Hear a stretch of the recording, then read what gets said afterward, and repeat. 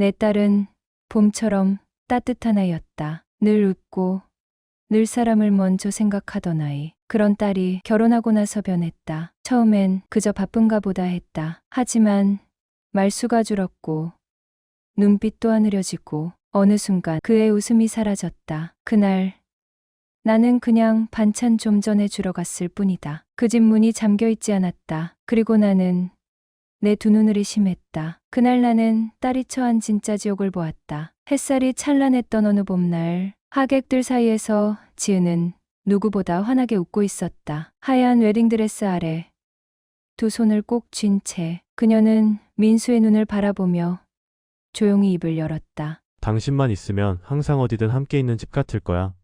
그 말은 그날 누구보다 진심이었다. 결혼식은 조용하고 따뜻하게 끝났다. 사진 속 지은은 행복해 보였고 시아버지의 표정은 무뚝뚝했지만 딸을 바라보는 듯한 눈빛엔 거친 세월 속 한 사람을 받아들이는 의지가 엿보였다. 그리고 그 옆 시어머니 윤정. 그녀는 처음부터 지나치게 깔끔한 모습으로 딸을 맞이하는 며느리를 평가하듯 바라보고 있었다. 처음엔 평범했다. 함께 식사하고 함께 웃고 함께 하루를 시작하고 마무리하던 시간들. 지은은 새 가정을 꾸리는 기쁨에 취해 매일 새벽처럼 설레는 하루를 살았다. 하지만 시간이 흐르며 균열은 아주 작은 틈으로 시작됐다. 음식을 한 거니? 국이 너무 짜네. 그 말은 툭 내뱉듯 시작됐고 젊은 사람이 왜 이렇게 느려? 아직도 이걸 몰라?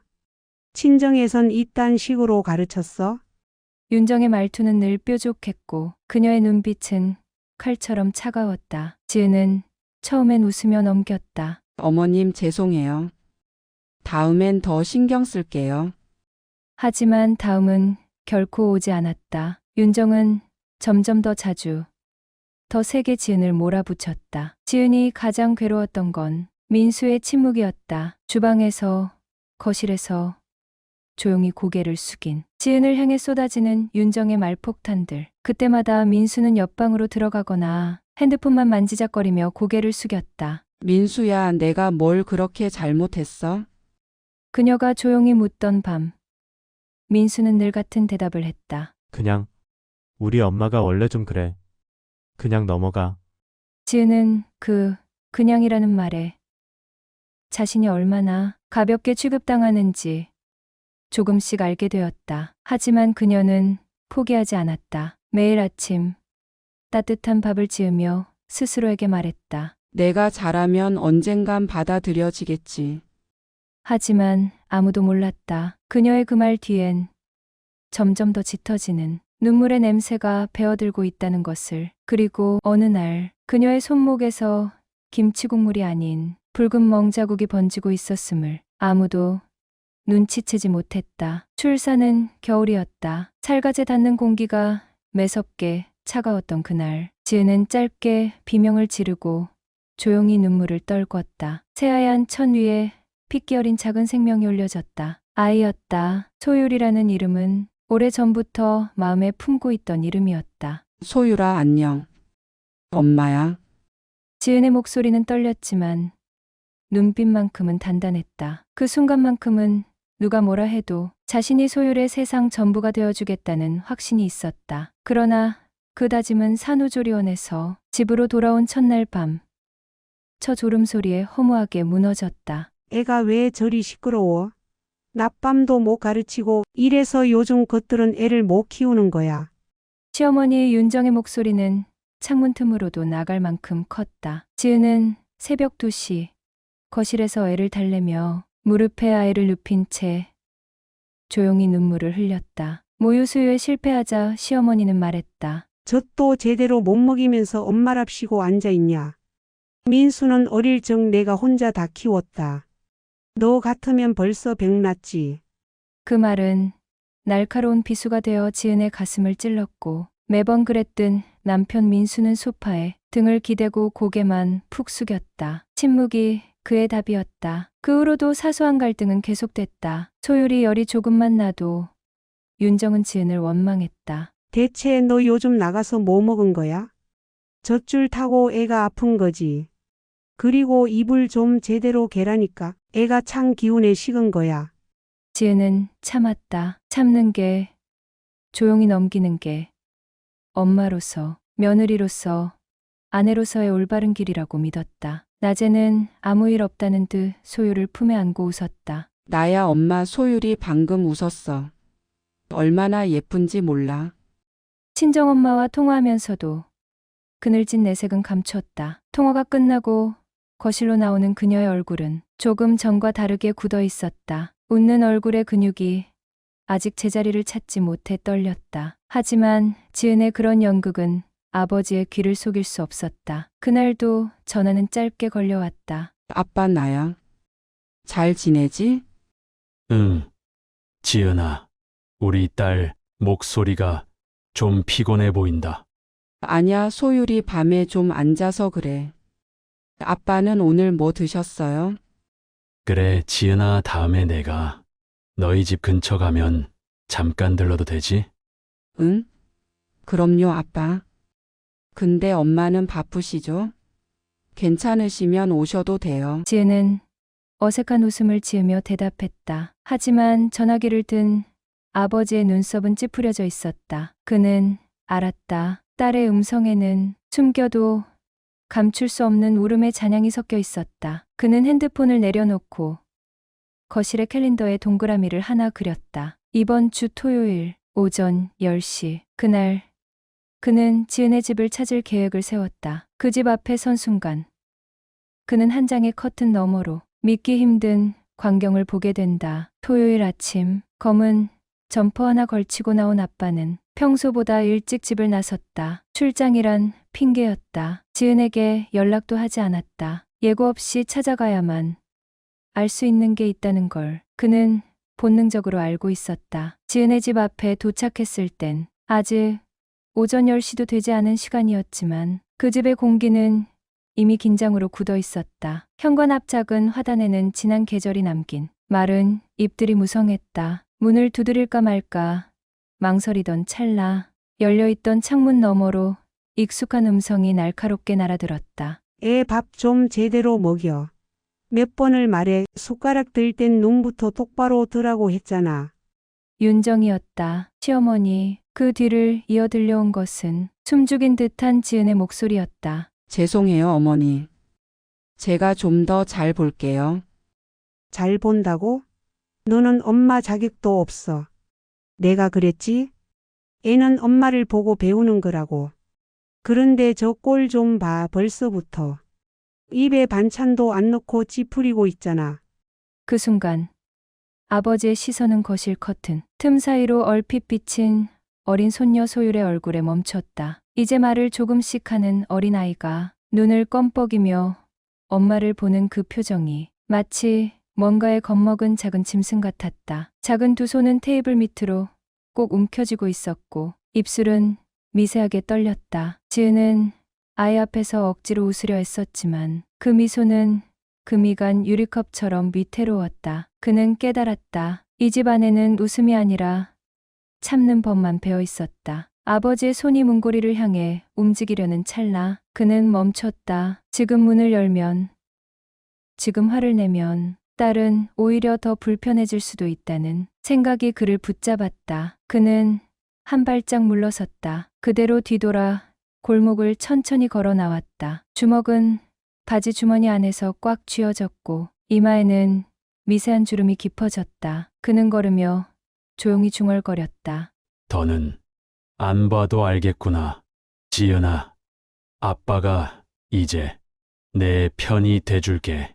그의 눈빛은 바람처럼 차가웠고 마음은 불처럼 뜨거웠다. 딸을 위해 그는 이제 외부인이 아니라 행동하는 아버지가 되기로 결심했다. 그날 밤 지은의 집에서 돌아온 아버지는 자신의 서재에 홀로 앉아 있었다. 서랍 맨 아래 칸 단단히 걸어두었던 작은 철제 상자를 꺼내 열었다. 그 안에는 한때 세상을 움직였던 남자의 흔적이 담겨 있었다. 명함, 연설 원고, 감사패들, 그리고 한 장의 인사평가서. 윤정, 당시 비서실 사무보조, 태도 불량, 허위 근태, 상사에 대한 언행 불량으로 해고 처리. 문서 속 이름, 바로 시어머니 그였다. 윤정, 지은의 시어머니. 그 이름이 오래된 기억을 밀어올렸다. 30년 전 그는 국내 굴지의 그룹 CEO였다. 경영은 날카로웠고 사람을 보는 눈은 흔들림이 없었다. 그날도 직원 하나의 문제로 회의를 중단시켰다. 회사 분위기를 뒤흔들던 그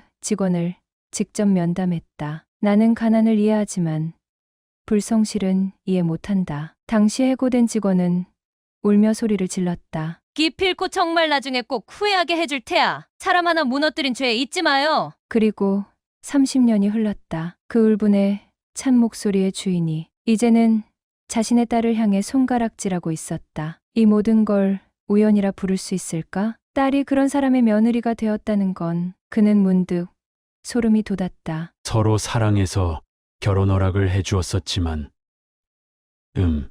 날 못 알아봤구나. 내 이름도 얼굴도 다 잊었겠지. 하지만 난 기억하지. 그때 그 눈빛, 지금 눈빛 그대로야.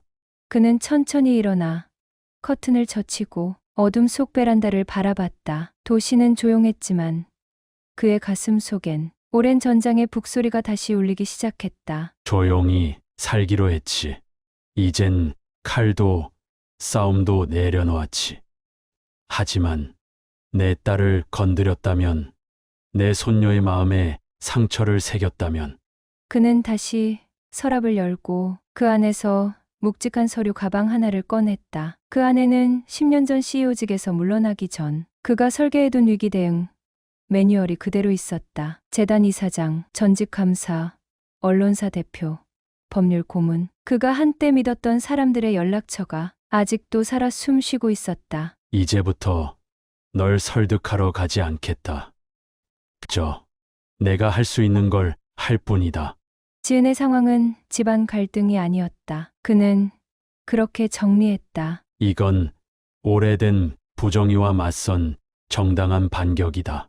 지은의 생일이 다가왔다. 한낮부터 서늘한 바람이 불었고 어딘가 모르게 무겁고 건조한 공기가 거실을 감쌌다. 민수의 가족들이 거실에 하나둘 모였다. 시어머니 윤정은 평소보다 짙은 립스틱을 바르고 앉아 있었다. 그녀의 표정에는 늘 그렇듯 기세등등한 냉기가 서려 있었다. 그때 문이 열리고 아버지가 들어섰다. 평범한 회색 코트, 묵직한 걸음. 그러나 문턱을 넘어서는 순간 공기가 바뀌었다. 아버님 오셨어요. 지은이 다가와 조용히 인사를 건넸지만 그 눈엔 뭔가 이상한 기운이 스쳐갔다. 아버지는 손에 들고 온 물건들을 조용히 딸에게 건네며 말했다. 오늘은 내 생일이지? 이 날만큼은 누구도 너를 불편하게 만들어선 안 돼. 식사가 시작되었다. 된장국 위로 김이 피어오르고 밥상에는 여느 때와 다름없는 반찬이 놓여 있었지만 그 누구도 제대로 젓가락을 들지 못했다. 아버지의 눈빛이 평소와 달랐기 때문이다. 지은아, 요즘 잠은 잘 자니? 네, 그럭저럭이요. 허리는 좀 어떻고? 지은이 대답하려는 찰나 시어머니 윤정이 냉랭하게 끼어들었다. 애가 무슨 허리가 아파요. 그 정도도 못 견디면 애초에 엄마가 되면 안 되지. 아버지는 고개를 천천히 들었다. 그리고 그녀의 눈을 곧장 바라보며 입을 열었다. 그 태도 참 오랜만이네요. 30년 만인가. 순간 숟가락을 들던 시아버지의 손이 멈췄다. 민수는 고개를 갸웃했고 윤정은 찻잔을 내려놓은 채 굳어버렸다. 예? 뭔 말씀이신지. 사람 기억이란 게 참 희한하지요. 난 당신의 말투를 기억합니다. 어떤 자리에서도 기죽지 않고 오히려 큰 소리 치던 그 시절. 윤정의 손이 살짝 떨렸다. 혹시 아버지는 조용히 가방을 열었다. 그 안엔 오래된 종이 서류가 정리되어 있었다. 노란색 인사기록표 한 장을 꺼내 보이며 말했다. 1995년 H그룹 본사 비서실 사무보조 윤정. 근태 불량, 허위 업무 보고, 직장 내 욕설, 인사위원회에 직접 해부된 당신을 해고했던 사람이 바로 나요. 윤정의 얼굴이 점점 하얘졌다. 대표님? 이젠 은퇴했지만 나는 지금도 이 나라에서 몇 사람만이 오를 수 있는 재단의 자문역으로 남아 있습니다. 그리고 오늘 내 딸의 집에 들어와 당신의 목소리를 들었을 때 과거의 그날이 통째로 떠올랐지요. 거실은 숨소리 하나 없이 고요해졌다. 당신이 누구 손으로 잘렸는지조차 모르고 그 잘린 손이 지금 당신 며느리의 아버지로 다시 나타났다는 건 그는 천천히 말끝을 흐리며 테이블 위에 놓인 국그릇을 바라봤다. 참 재밌는 우연이지 않습니까? 윤정은 더 이상 아무 말도 하지 못했다. 그녀의 입술은 파르르 떨렸고 마주 앉은 시아버지는 조용히 고개를 숙였다. 민수는 모든 사실을 처음 알게 된 듯 얼굴이 백지장처럼 질려 있었다. 지은은 숨을 참은 채 아버지를 바라봤다. 그 눈엔 처음으로 자신을 지켜주겠다는 의지가 담겨 있었다. 지은아, 아버지는 딸의 손을 꼭 잡았다. 이제부턴 아빠가 내 앞에 서 있을게. 다시는 혼자 울지 마. 아빠 약속할게. 거실은 숨소리조차 들리지 않았다. 모든 것이 멈춰버린 듯 모든 시선은 지은에게 집중되었다. 딸의 눈이 붉게 물들어가고 있었다. 그동안 억눌렀던 감정이 한순간에 폭발한 것처럼 그녀는 눈물을 흘리며 말을 꺼냈다. 왜 아무도 날 지켜주지 않았나요? 그 말은 마치 그녀의 삶에서 가장 큰 고통을 찢어내는 듯 방 안을 가득 채웠다. 오랜 시간 동안 쌓였던 눈물과 분노, 고립감을 이제야 세상에 내뱉은 것이다. 지은은 떨리는 손으로 얼굴을 감싸며 계속해서 울었다. 민수는 그저 말을 잇지 못한 채 어깨를 움츠린 채 고개를 숙였다. 그의 눈에도 눈물이 고여 있었다. 하지만 그가 아무 말도 하지 못하는 이유는 그녀의 고통을 직시할 용기가 부족했기 때문이다. 그저 고개를 숙이며 어떤 말로도 그녀의 아픔을 메울 수 없다는 걸 알았다. 소율은 한 걸음 다가가 지은의 다리를 감싸 안았다. 작고 연약한 손끝에서 엄마를 향한 절절한 사랑이 느껴졌다. 소율의 작은 손이 그녀의 허벅지 위에 올려졌을 때 지은은 순간적으로 모든 걸 놓아버린 듯했다. 엄마, 괜찮아요. 나는 항상 엄마가 좋아요. 그 말에 지은은 다시 한번 숨을 가다듬고 고개를 들어 소율을 바라보았다. 그 작은 존재가 얼마나 큰 위로가 되는지 그 순간 그녀는 비로소 느낄 수 있었다. 그리고 그때 방 안에 묵직한 정적이 흐른 뒤 윤정은 갑자기 무릎을 꿇었다. 그녀의 표정은 전혀 다른 사람이 되어 있었다. 고백의 순간 그녀는 마치 오래된 상처를 들추듯 이제껏 숨겨두었던 진심을 꺼냈다. 미안해요. 정말 미안해요. 그 말은 단순한 사과가 아니었다. 윤정은 자신의 과거를 고백하기 시작했다. 나도 몰랐어요. 내가 그랬던 건 내 자존심이 더 컸던 거죠. 한때 겪었던 그 고통을 나도 모르고 있었어. 내 잘못이고. 정말로 미안해. 그러나 그 사과는 너무 늦은 감이 있었다. 지은은 눈물을 닦고 마치 연기처럼 그녀를 쳐다보았다. 그녀는 고개를 한번 끄덕인 뒤 입술을 꽉 다물었다. 이제 와서 그게 뭐가 중요해요? 아버지는 그 모습을 지켜보며 천천히 고개를 들어 시어머니를 쳐다봤다. 그는 아버지로서, 남편으로서, 그리고 한 사람으로서 자신의 결단을 내렸다. 그의 목소리는 한치의 흔들림도 없이 차갑고 단호했다. 내 딸을 다시 웃게 하지 않으면 내가 가만히 있지 않겠습니다. 그의 말 한마디에 방 안의 온도는 급격히 떨어졌다. 모두가 그의 말을 기다리며 숨을 죽였다. 지금까지 모든 잘못은 당신에게서 비롯됐어요. 그렇다면 내가 이 문제를 해결할 책임이 있겠지. 그는 한 발짝 내디디며 손목을 쭉 펼쳤다. 오늘부터 이 집에선 누군가 또 다른 아픔을 겪게 해선 안 됩니다. 이제는 내 딸이 다시 웃을 수 있도록 모든 방법을 동원할 거예요. 그의 말은 방 안을 정리해 나가는 강력한 선언이었다. 그리고 모든 이들은 그 말에 압도되어 몸이 굳어 있었다. 지은의 눈빛이 바뀌었다. 그녀의 눈은 이제 슬픔보다는 다짐으로 가득 차 있었다. 이제는 그 누구의 입에서 나온 사과가 아니라 아버지의 결단이 그녀에게 힘을 주고 있었다. 소율은 여전히 엄마의 곁에서 손을 잡았다. 지은은 눈물을 닦고 아버지를 한 번 더 바라봤다. 아빠 고마워요. 그래도 나는 나의 삶을 다시 시작하고 싶어요. 그 순간 문이 쿵 하고 열리며 한 명의 새로운 등장인물이 등장할 수도 있다. 새로운 위협 또는 더욱 강화된 진실이 밝혀지는 순간이 다가오고 있었다. 그것이 무엇이든 지은의 미래는 이제 완전히 달라지게 될 것이다. 시간이 흘러갔다. 지은은 아직 그 모든 상처가 남아있지만 아버지의 결단과 새로운 시작을 향한 희망이 그녀의 삶에 작은 변화를 가져왔다. 민수는 견하기 시작했다. 처음엔 고개를 떨구던 남편이 어느새 지은이 곁에 서 있었다. 지은아, 나도 이제 내 편이야. 잘할게. 그의 목소리는 전혀 다른 사람처럼 들렸다. 민수는 이제 지은을 지키겠다고 다짐했다. 과거 그가 지은에게 무관심했던 시간이 그의 마음을 짓누르며 이제는 그 잘못을 바로잡고자 했다. 지은은 처음엔 믿지 못하겠다는 표정을 지었지만 민수가 조심스럽게 그녀의 손을 잡고 말하는 모습에 그녀는 조금씩 마음을 열기 시작했다. 지은은 이제 자신의 마음을 더 잘 이해할 수 있었다. 그녀는 심리 상담을 시작했다. 처음엔 불안하고 말할 수 없었던 수많은 이야기들 속에서 얽혀 있었지만 점차 상담을 통해 한 걸음씩 회복하는 모습을 보였다. 그래서 그때 그 상황에서 어떤 감정이 가장 강했나요?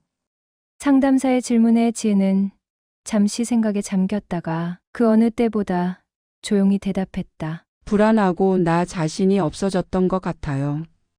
내가 누구인지 잘 모르겠어요. 상담사는 부드럽게 미소 지으며 말했다. 하지만 지금은 그 감정을 직면하고 있어요. 그게 중요해요. 지은은 상담실을 나설 때마다 조금씩 더 가벼운 마음을 느꼈다. 조금씩 그곳에서 나오는 발걸음이 가벼워졌다. 그녀는 예전처럼 웃을 수 있을까? 자신이 누구인지를 찾을 수 있을까? 그럴 때마다 민수는 그녀 옆에서 묵묵히 지켜보았다. 그의 눈빛엔 확실한 의지가 담겨 있었다. 걱정 마. 끝까지 우리 함께 할 거야. 그가 그런 말을 할 때마다 지은은 그가 정말로 그녀의 편이 되어줄 거라는 믿음을 갖게 되었다. 그리고 어느 날 지은이 거실에서 소파에 앉아 있으면 시어머니 윤정이 조심스럽게 다가왔다. 지은아, 오늘 저녁 뭐 먹을래? 처음엔 어색했지만 점차 그 말투엔 진심이 담겨 있었다. 네, 어머니 저는 된장찌개랑 잡채 먹고 싶어요. 지은의 대답에 윤정은 웃음을 지으며 대답했다. 그럼 내가 해볼까? 내가 좋아하는 거 내가 할 수 있을 것 같아. 윤정은 그렇게 조금씩 지은에게 다가갔다. 그동안 쌓였던 모든 갈등이 한 번에 풀어질 수는 없었지만 그 작은 노력들이 어느새 지은의 마음을 움직였다. 고맙습니다, 시어머니. 윤정은 그 말을 듣고 처음으로 진심이 담긴 미소를 지었다. 이제는 내가 조금 더 신경 쓸게. 미안했어, 지은아. 저녁 식탁에 둘러앉은 가족들은 예전처럼 불편한 기류를 숨기지 않았다. 하지만 그들은 이제 서로 조금씩 다가가고 있었다. 지은은 그 모습을 보며 마음속으로 작은 희망을 품게 되었다. 이제 조금씩 나아지고 있는 것 같아. 그날 밤 지은은 심리상담 치료가 끝난 후 집에 돌아와 거울을 바라봤다. 자신이 조금씩 변화하고 있다는 걸 느꼈다. 나도 괜찮아질 수 있겠지? 그녀는 스스로에게 그렇게 속삭이며 다시 한번 깊은 숨을 내쉬었다. 작은 한 걸음, 그것이 그녀에게 큰 변화를 가져오는 순간이었다. 그리고 며칠 뒤 지은아, 아버지는 딸의 손을 꼭 잡았다. 이제부턴 아빠가 내 앞에 서 있을게. 다시는 혼자 참고 견디지 않아도 되게 할 거야. 그 순간 민수가 입을 열었다. 아버님, 그게 지금 무슨... 아버지는 민수를 천천히 바라보았다. 넌 알고 있었니? 무슨 말씀이세요? 너도 봤을 거야. 내 아내가 말없이 울던 밤을 너도 들었을 거야. 이 집에서 가장 큰 소리를 내던 사람이 누구였는지. 민수는 말문이 막혔다. 그리고 그때 거실에서 조용히 아이를 보던 가사도우미 아주머니가 다가왔다. 저 죄송합니다. 이럴 때 나서면 안 되는데 저 사실 말씀드릴 게 있어요. 모두의 시선이 그녀에게 쏠렸다. 아주머니는 떨리는 손으로 자신의 휴대폰을 꺼냈다. 제가 몇 달 전부터 사실은 지은 씨가 걱정돼서 몰래 녹음을 했습니다. 증거가 있어요. 아무도 지은 씨 말을 안 믿어줄 것 같아서. 민수는 자리에서 벌떡 일어섰다. 뭐야? 이번엔 또 뭐야 도대체. 아버지가 조용히 손을 들며 민수를 제지했다. 들어봐 주세요. 휴대폰에서 들려온 건 충격 그 자체였다. 소리를 지르는 윤정의 목소리, 말없이 우는 아이의 울음소리, 그리고 충격적인 장면이 담긴 짧은 영상. 영상 속에서 윤정은 소율의 팔을 억지로 잡아당기며 소리치고 있었다. 니네 엄마가 멍청하니까 너도 똑같이 멍청한 거야. 울지 마, 똑바로 해. 어머니 더 이상 제발 아이는 건드리지 말아주세요. 라며 울부짖었지만 윤정은 아이를 향해 손을 한 번 더 들었다. 영상은 거기서 끝났다. 순간 거실이 얼어붙었다. 민수는 입술을 파르르 떨며 말도 잇지 못했고 윤정은 그 자리에서 식은땀을 흘리며 주저앉았다. 그때 아버지는 차갑게 말했다. 이건 가정 내 불화가 아니야. 아동학대고 가정폭력이야. 다음 날 아버지는 집으로 다시 방문했다. 그리고 그는 뒷주머니에서 하나의 서류를 꺼내 지은 앞에 놓았다. 이건 너와 소율이를 위한 보호명령 신청서야. 법적 조치를 이미 준비했고 내일 오전 9시에 법원에 들어갈 거다. 내가 결정하면 바로 제출하마. 지은은 아무 말 없이 손을 뻗어 서류를 천천히 움켜쥐었다. 눈동자가 떨렸지만 그 안엔 더 이상 두려움이 없었다. 나 이제 아빠. 얘기하렴. 이제 도망 안 갈래.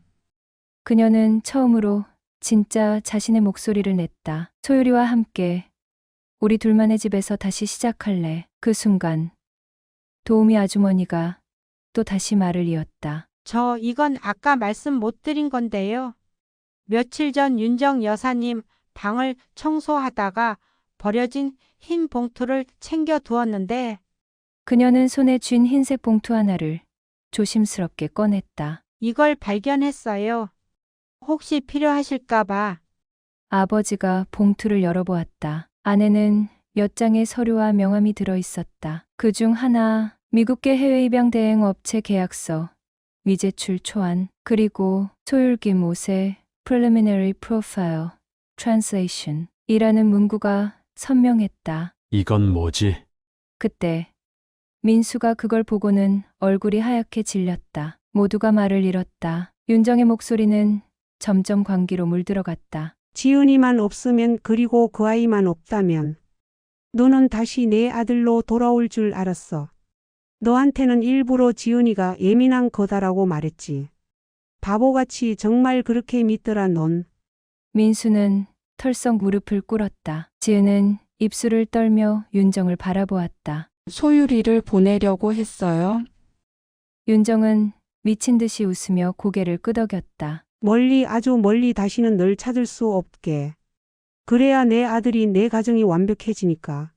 그 순간 아버지는 조용히 휴대폰을 꺼냈다. 이 모든 대화 지금 다 녹음되고 있습니다. 그리고 조용히 경찰에 전화를 걸었다. 예. 가족 내 아동학대 및 불법 입양 시도에 대한 신고입니다. 가해자는 지금도 현장에 있습니다. 윤정은 눈이 휘둥그레졌다. 뭐? 지금 나한테 이게 무슨 짓이야? 나는 너희를 위해서. 됐습니다. 더는 당신의 이암 같은 거 듣고 싶지 않아요. 아버지는 단호히 말했다. 그날 윤정은 현장에서 임의동행 조사를 받으며 연행됐고 지은과 소율은 보호명령과 함께 아버지의 집으로 돌아갔다. 지은이 문을 닫으며 마지막으로 민수를 바라보았다. 당신이 그동안 뭘 못 본 건지 아니면 안 본 건지는 이제 중요하지 않아요. 우리 인생에서 이제 당신은 없어요. 문이 닫히는 순간 민수는 고개를 떨군 채 아무 말도 하지 못했다. 그리고 3년이 지난 어느 날, 손녀 소율의 유치원 발표의 날, 아침부터 온 가족이 들떠 있었다. 지은은 유치원으로 가는 길, 손녀가 들려주는 수많은 이야기들을 들으며 미소를 지었다. 엄마, 나 오늘 잘할 거야. 엄마랑 할아버지 다 보러 와야 해. 소율의 말에 지은은 그만 울컥했다. 그동안 지은은 늘 누군가의 기대에 부응하려 했었다. 하지만 오늘만큼은 자신을 지켜온 아버지, 그리고 소율이 있었기에 조금은 다른 세상이 펼쳐질 거란 믿음이 들었다. 그 믿음이 오늘 이 순간 그녀의 가슴 깊은 곳에서부터 끓어오르고 있었다. 그리고 그 순간 지은은 아버지를 바라봤다. 그의 눈빛엔 말로 설명할 수 없는 깊이가 담겨 있었다. 아빠, 지은은 그저 눈물을 흘리며 아버지에게 다가갔다. 고마워요, 아빠. 제가 이렇게 다시 웃을 수 있는 건 아빠 덕분이에요. 그 말에 아버지는 한참을 말없이 지은을 안아줬다. 그동안 보지 못했던 진짜 아버지의 따뜻함을 느낄 수 있었다. 내가 웃는 걸 보니까 나도 행복하단다. 아버지는 지은의 머리를 쓰다듬으며 조용히 말했다. 그의 목소리가 다정하게 울려 퍼졌다. 가족이란 서로를 지키는 것에서 시작한다. 유치원에 도착한 모든 가족은 소율의 발표를 응원하며 자리 잡았다. 소율은 무대에 올라갔고 그녀의 작은 손이 떨리며 시작을 알리자 모든 시선이 집중되었다. 오늘 저는 제 엄마에게 감사하는 마음을 담아 발표를 할 거예요. 소율의 목소리가 떨렸지만 그것이 오히려 무대 위에서 더욱 빛났다. 엄마는 언제나 제 옆에서 제일 든든하게 지켜주었어요. 소율은 발표를 마친 후 발표자석에 돌아오며 엄마를 향해 손을 흔들었다. 지은은 눈물이 흐를 뻔했지만 그 눈물 대신 작은 미소를 지으며 소율을 바라봤다. 잘했어, 소율아. 지은은 다가가서 딸을 품에 안았다. 엄마 고마워요. 항상 날 믿어줘서. 소율은 그 말을 하고서 지은에게 뽀뽀를 해주었다. 그 순간 모두가 이 작은 기적의 순간을 함께 나누고 있었다. 그리고 그때 아버지는 손녀와 함께 바닥에 무릎을 꿇고 앉아 소율에게 이야기를 건넸다. 소율아, 기억하렴. 내 엄마는 아주 강한 사람이란다. 그리고 널 위해 그 누구보다도 잘 살아낼 거야.